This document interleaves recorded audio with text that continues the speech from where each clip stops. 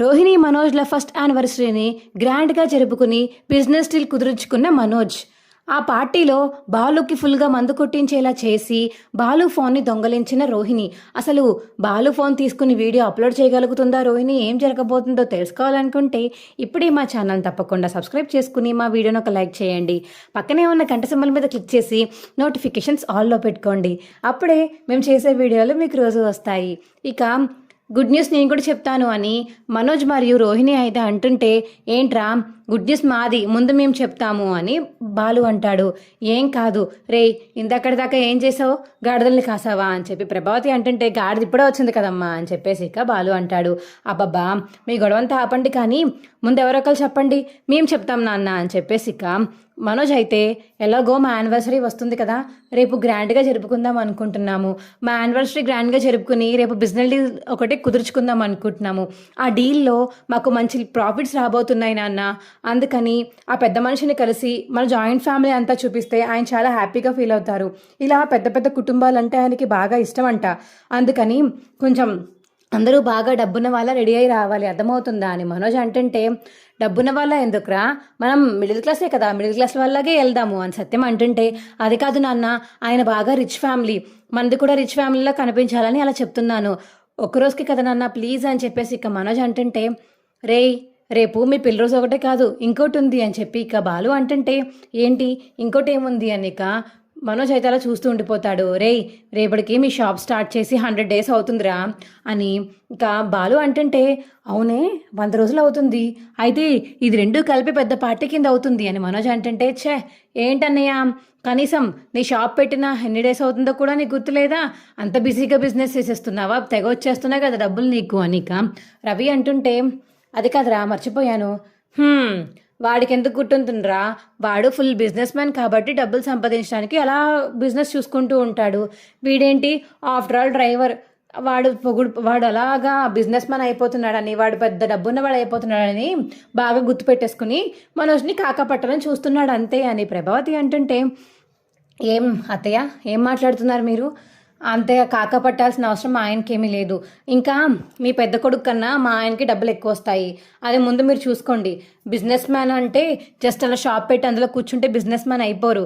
అలాంటి బ్రాంచ్లు ఇంకో 2-3 ఓపెన్ చేస్తే దానికి అవుతారు బిజినెస్ మ్యాన్స్. మీరు ఒక్క షోరూమ్ ఓపెన్ చేసేసి చేయకండి, ఇది దివాలా తీసిందంటే ఇంకంతే. అయినా ఒకటి గుర్తుపెట్టుకోండి, ఆ షోరూమ్ చూపించింది కూడా మా ఆయనే, మా ఆయన్ని మీరు తక్కువ చేసి మాట్లాడకండి, అర్థమవుతుందా అని ఇక మీనా అంటుంది. సర్లే గ్రాండ్ పార్టీ అరేంజ్ చేసావు కదా, ఖచ్చితంగా వస్తాంరా అని చెప్పి ఇక ప్రభావతి అంటుంది మనోజ్ తోటి. ఇక మీనా అయితే కిచెన్లోకి వెళ్ళి వంట చేసుకుంటే, శృతి ఏమో రూమ్లో కూర్చుని సాంగ్స్ వింటూ ఉంటుంది.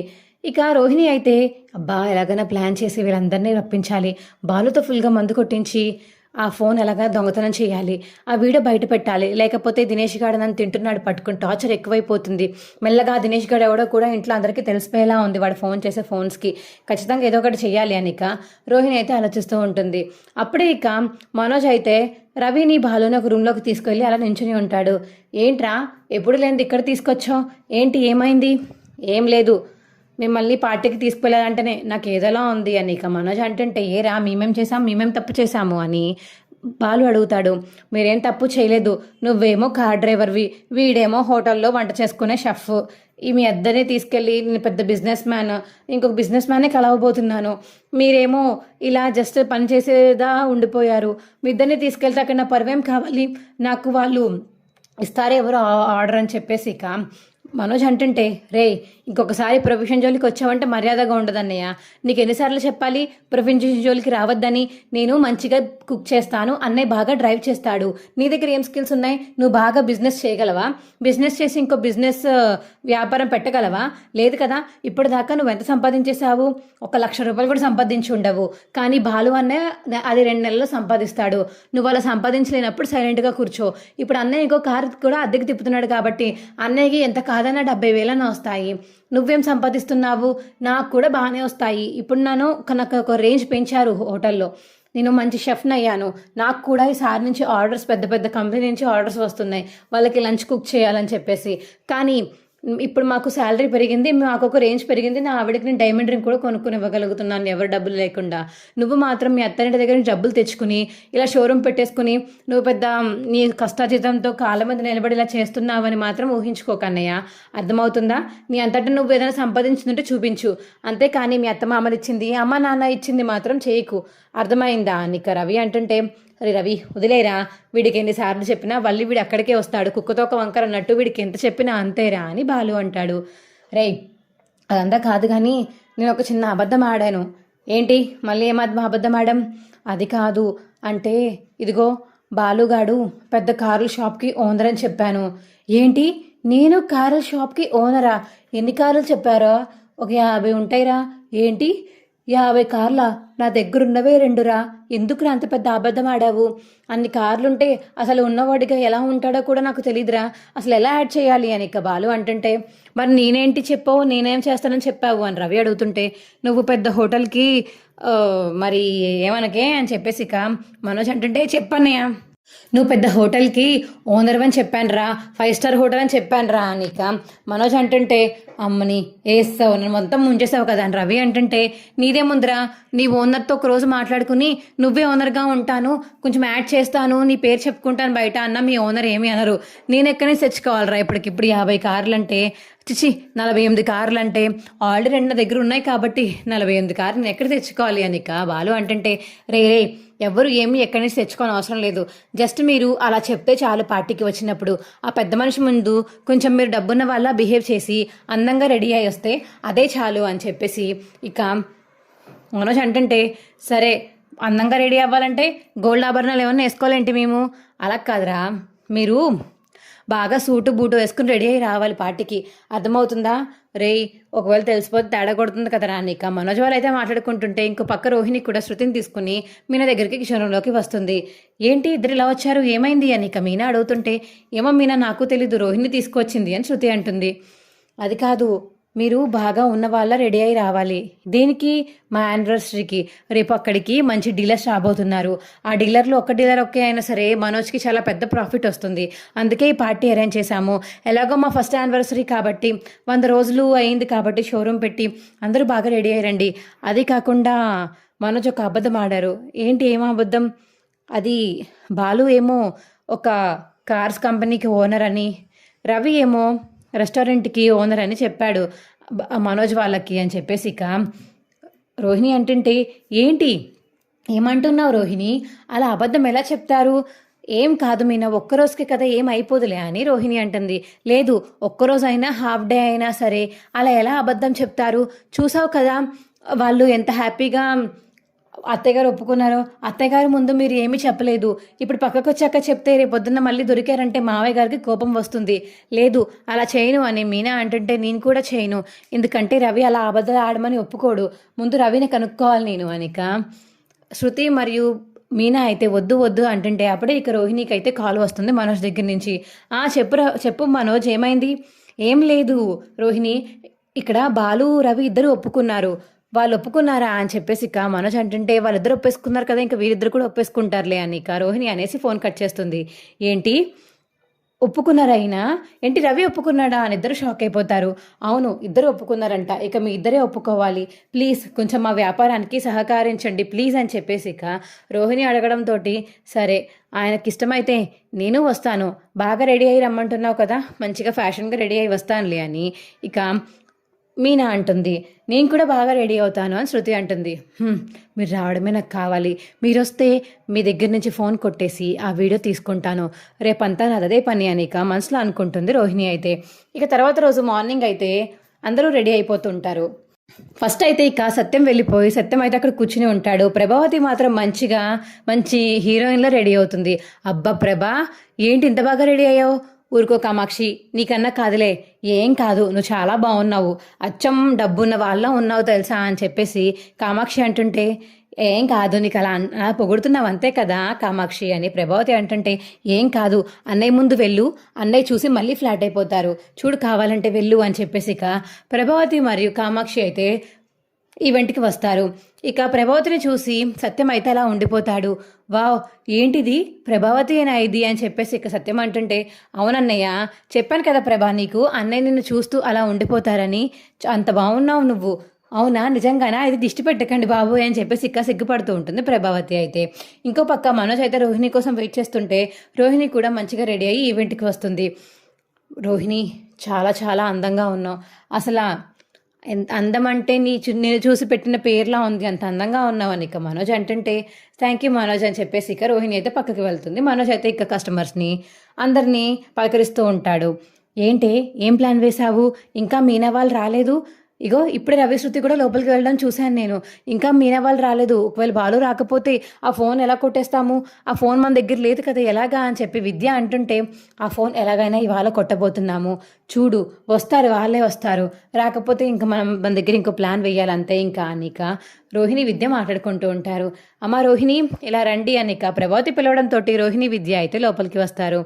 అబ్బా శృతి, చాలా బాగున్నావు, అందంగా ఉన్నావు తెలుసా అని ఇక ప్రభావతి అంటుంటే, ఆంటీ మీరు మాత్రం అచ్చం హీరోయిన్లా ఉన్నారు తెలుసా, సూపర్బ్గా ఉన్నారు, ఇంత అందంగా నేను మిమ్మల్ని రోజు ఎందుకు చూడలేకపోతున్నాను ఆంటీ, రోజు ఇలాగే రెడీ అవ్వచ్చు కదా అని ఇక శృతి అంటుంటే, రోజు ఇలా అయితే ఇదిగో మీ మావయ్య గారు ఇక అలా చూస్తూ ఉండిపోతారు, నన్ను ఏ పని చేయనివ్వర్లే అని చెప్పేసి ప్రభావతి అంటుంది. అబ్బో అని చెప్పేసి ఇక శృతి వాళ్ళందరూ మనోజ్ మరియు రోహిణి అందరూ అయితే నవ్వుతూ ఉంటారు. అప్పుడే ఇక బాలు గురించి టాపిక్ వస్తుంది.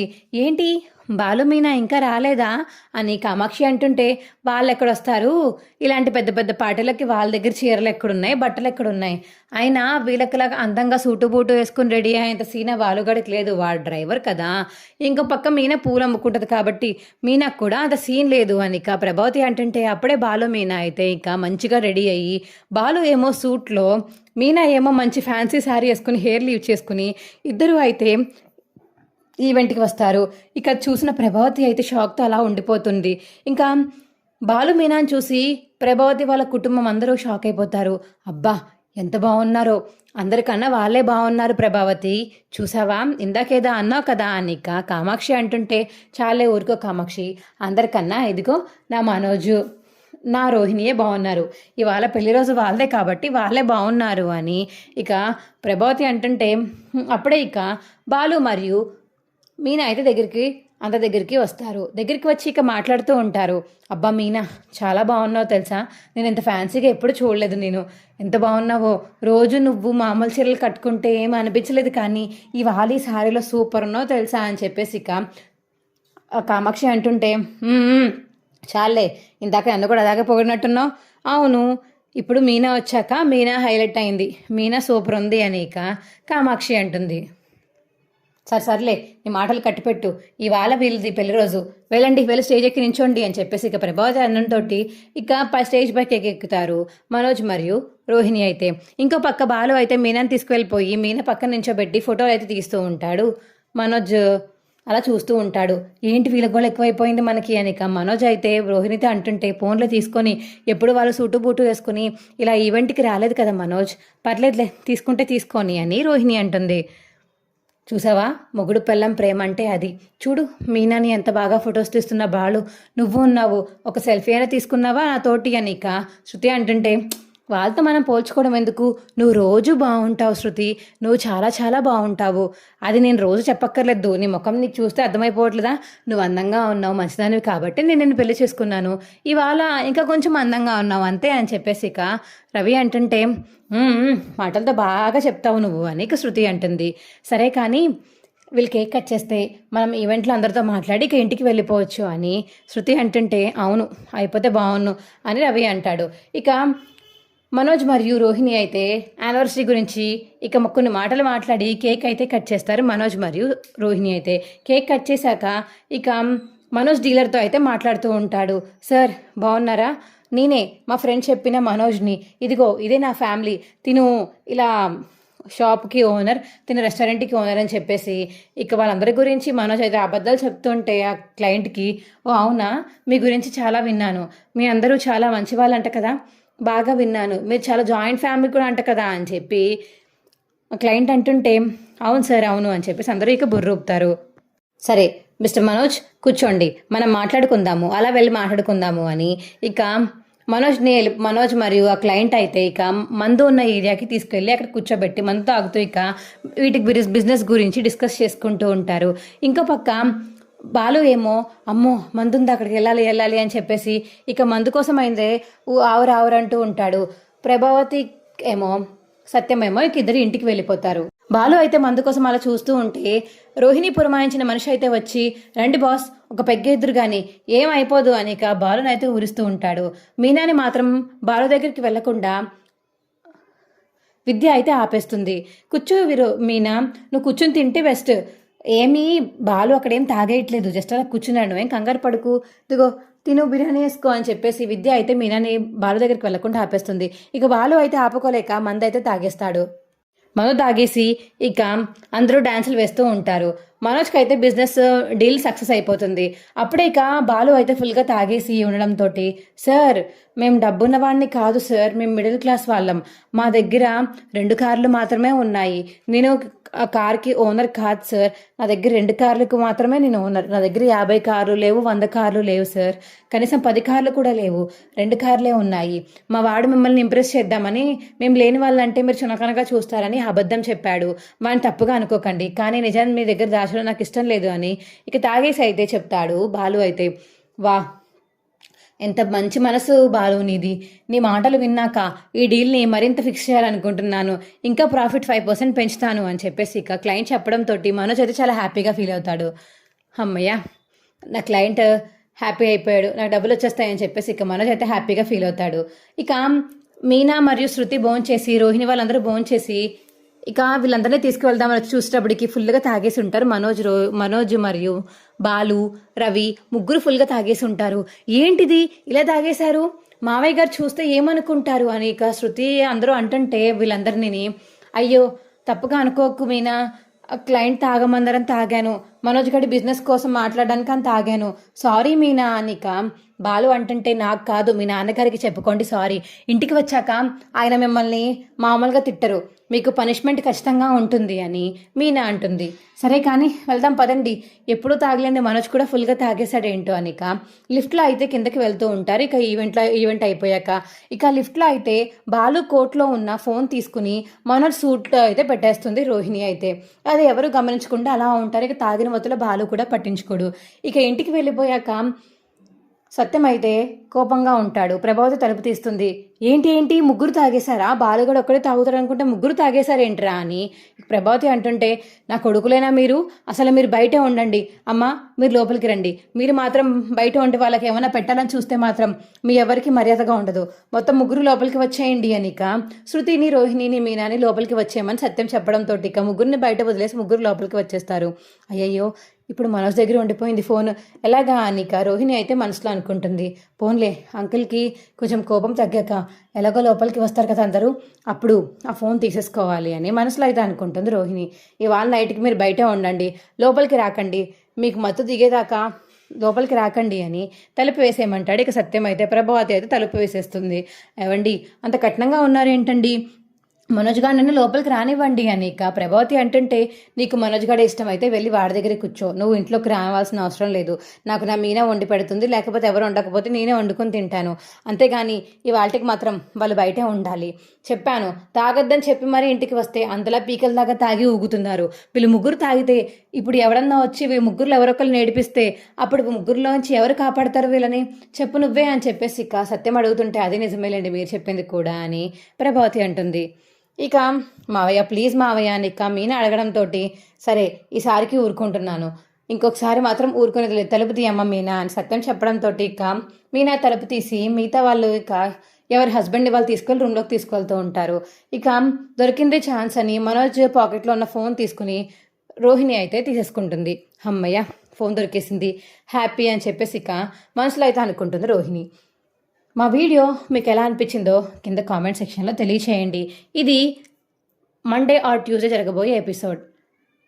మా వీడియో కనుక నచ్చితే మా వీడియోని తప్పకుండా లైక్ చేసి మా ఛానల్ సబ్స్క్రైబ్ చేసుకుని పక్కనే ఉన్న గంట సింబల్ మీద క్లిక్ చేసి నోటిఫికేషన్స్ ఆల్లో పెట్టుకోండి. అప్పుడే మేము చేసే వీడియోలు మీకు రోజు వస్తాయి. Bye friends.